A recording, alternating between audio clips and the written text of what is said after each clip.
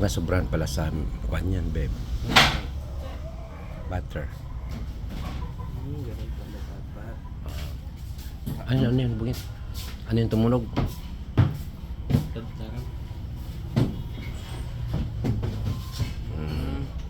Alam na.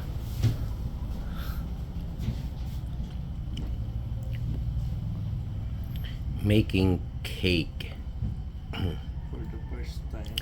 for the first time. Walang knowledge, walang skills. Ngayon lang. Yun.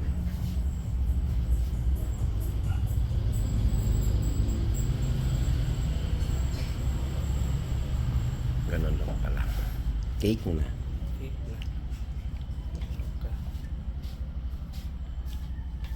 Nag-melt na siya. Tapos i-ref lang siya. Bahay na natin. Design na. Pag ganun, no?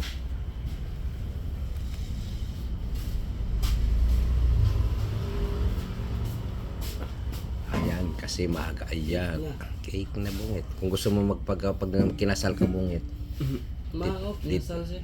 dito ka na mag-ano. Gusto mag-order ni sister eh. So, baka mura lang ba? Hmm. Sabi niya. 400, pwede rin, no? Lang man daw. Oh, pwede 400, no? Kamali din ako. May pula-pula oh. Okay lang yan. Design yan. Bugit. Kailangan mo nang maging, creative. Kinain ko na. Pasakan natin. Pwede na. Bigay tayo doon kay sister sa likod. Saan? Kay sister. Oo. Hindi natin ito maubos. Correct. Sunod tayo nito. Sa dalawa, no? Doon sa dalawa, no? Sa Ate Tess, sinabihan ko rin sa Ate Tess. Tapos ano pa pwede i-design? Rose. Diyan to sa baba, oh. Saan? Sa baba, sa gilid. Ito. Tama na. Ganyan yan siya kasi naunat ko kagabi oh. Pwede na yan.